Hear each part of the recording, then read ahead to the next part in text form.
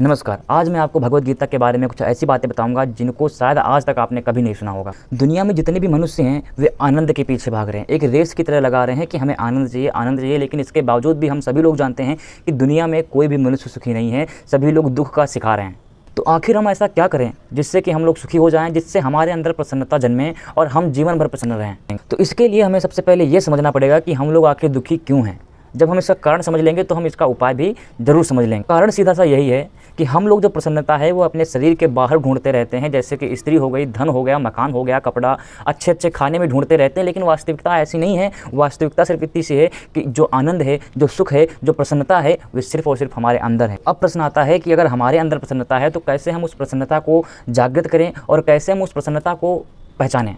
तो उस प्रसन्नता को पाने के लिए आपको 3 चीज़ें बिल्कुल जड़ से ख़त्म कर देनी पड़ेंगी अपने अंदर से। बिल्कुल उन 3 चीज़ों को अपने अंदर प्रवेश ही नहीं करने देना है। तो कौन कौन सी 3 चीज़ें हैं, चलिए जानते हैं। पहले नंबर पे आती है ईर्ष्या। अगर आप अपने जीवन से ईर्ष्या नाम का जो शैतान है उसे ख़त्म कर देते हैं तो जीवन भर आप प्रसन्न रहेंगे।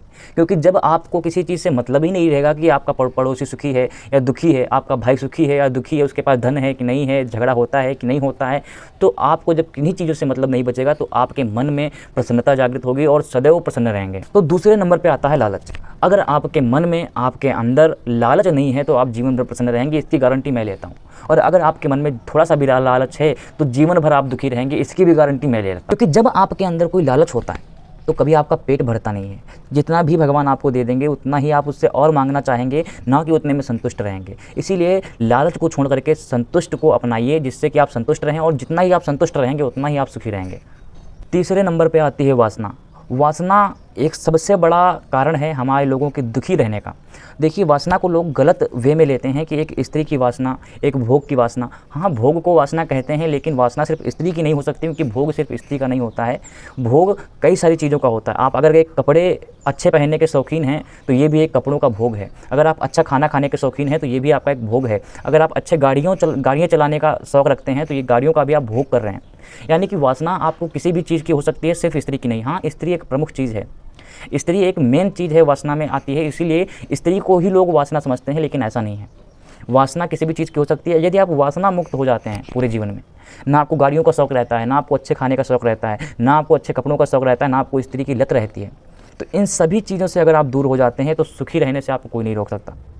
देखिए, सुख जो ऐसी चीज़ है कि जब आपकी सारी इच्छाएं खत्म हो जाएंगी तभी लगभग सुख मिलेगा। इसीलिए जब हम इन तीनों चीज़ों को पीछे छोड़ करके आगे जीवन में बढ़ते चले जाएंगे तो हम सदैव प्रसन्नचित रहेंगे। लेकिन इन तीनों में भी कोई एक चीज़ प्रमुख है। यदि आप उस चीज़ को छोड़ देते हैं तो अवश्य आप प्रसन्न हो जाएंगे, फिर आपको तीनों चीज़ों को छोड़ने की आवश्यकता नहीं रहेगी। तो वो चीज़ है लालच। आप लालच को छोड़ करके यदि आप संतुष्ट हो जाते हैं, क्योंकि संतुष्टि ही जीवन का सबसे बड़ा सुखी रहने का उपाय है। इसके अलावा कोई उपाय नहीं है कि आप जीवन में सुखी हो जाए। कोई भी बाबा आपको बता दे कि ऐसा करने से सुखी हो जाएंगे, ऐसा करने से सुखी हो जाएंगे, लेकिन आप सुखी नहीं हो पाएंगे। इसलिए संतुष्ट यदि आप हैं, अगर आपको अच्छा खाना नहीं मिल रहा तो आप संतुष्ट हो जाइए कि ठीक है, हम इतना जितना मिल रहा है उतने में खा लेंगे, उतने में सुखी हो जाएंगे, हमको ज़्यादा नहीं चाहिए भाई। आपको अच्छे कपड़े नहीं मिले, कहीं हमारे पास जितना है हम उतने में रह लेंगे। कोई आपको भड़काता है कि भैया आप ऐसा कर लो, ऐसा कर लो, उससे कोई मतलब मत रखिए। कहीं उससे सीधा सीधा बोल दीजिए कि हमारे पास जितना कुछ है हम उस पर संतुष्ट हैं, हमें ज़्यादा की चाह नहीं है, आप लो, आप रखो। क्योंकि यदि आपके पास संतुष्टि नहीं तो मुकेश अंबानी के पास करोड़ों रुपए हैं, लेकिन तब भी वो सुखी नहीं है। क्यों? क्योंकि उनके पास संतुष्टि नहीं है। और एक गरीब आदमी जो भीख मांगता होगा, उसको अगर 10 रुपये मिल जाएंगे वो संतोष कर लेगा और वो सुखी रहेगा।